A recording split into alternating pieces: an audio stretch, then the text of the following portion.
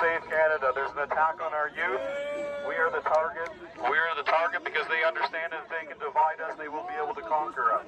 As a drag queen danced on a stage for the pleasure of students today inside York Mills Collegiate Institute, a protest of that event, organized by high school students, took place outside of the school today. Now, that protest of the drag show going on inside that school attracted a large number of students and, of course, a large police presence. The protest was organized by Save Canada, a nonprofit volunteer organization committed to opposing radical gender ideology in Canadian schools.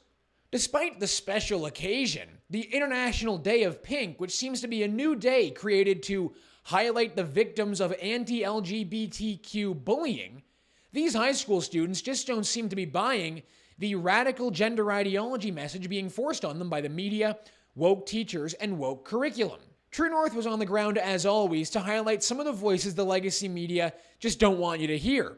Listen to what some of the York Mills Collegiate students, including other high school students like the ones who organized this protest, have to say about the proliferation of these perverse and sexualized drag events taking place in their schools. What do you think is behind this push to try and normalize drag shows at schools and at public libraries? Well, I mean, them handpicking the students that are allowed to go and watch this presentation is obviously because they're going to have, I mean, I watched CTV, I watched CBC go in there, Rebel got turned away. It's obviously staged, the entire event.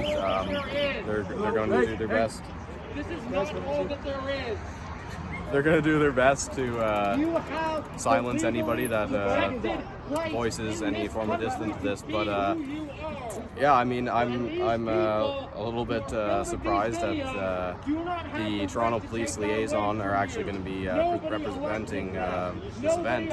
And some of the police officers, I don't see them out right now, but earlier they were wearing pink hats and stuff in solidarity with this day. And I mean, pink shirt day, I mean, I'm not necessarily opposed to that. The issue, who is watching this, the issue is that we have kids being indoctrinated in the feels education inside system, and that's that obviously you are not the person. It's disgusting and pedophilic. I don't think it's the government's business, left-wing media's business at all, as what children are doing with other children. Now children choose to identify. I think it's the stupidest thing I've ever heard. Like, as you can see, like, there's so many people standing here right now opposed to like what's happening here. I think like children in general should never be sexualized in like any single way, and like that's not even the worst part. The worst part is they only allowed a select few people to attend the assembly that they chose fit to assemble it.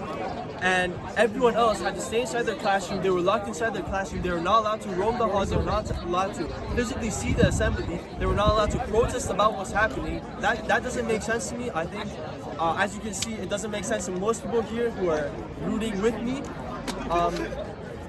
I have no hate towards the people, but I personally think like what's happening here is unjust. I think that there's some agenda behind this with the LGBTQ plus community. I don't mind LGBTQ at all, but they're trying to indoctrinate children with their ideologies, and I'm not cool with that at all.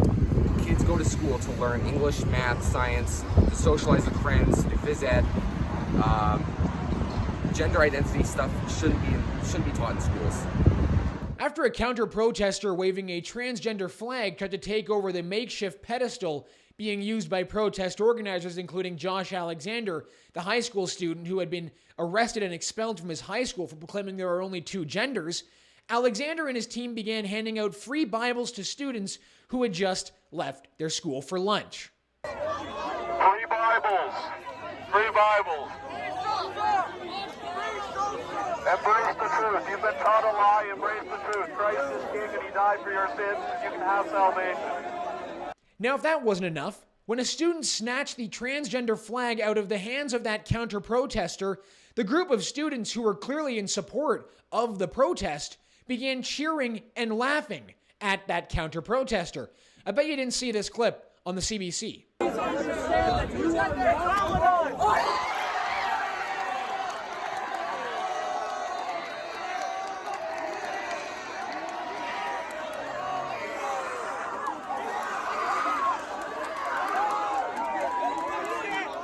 Now, despite the fact that the protest was peaceful, what took place today outside York Mills Collegiate Institute in Toronto would have been illegal if it were to take place in Calgary. As you all know, Calgary City Council passed a bylaw that would make it illegal for anyone to peacefully protest a drag queen story hour within 100 meters of that event. That same bylaw was introduced in the Ontario legislature as a piece of legislation by Ontario NDP politician Christian Wong-Tam just last week. I asked a protester who is a mother of school-age children and a volunteer with a group called Mom Army about what she makes of this new push to criminalize protests for drag queen story hours.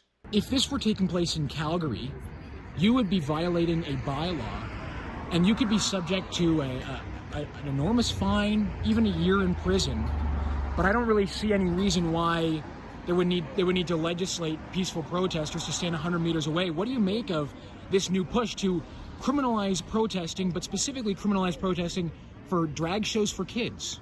That's a really great question, and I actually just got an email back from my MP because I went at this hard with the NDP petition that's going around right now. And my response to that is I would like a bill put forward that says that drag performers and anybody that is sexually active or making sexual acts be outside of the 100 meters of schools, libraries, and any public spaces that have children. So I'd like to counter it, to protect children. Reporting for True North in Toronto, Harrison Faulkner.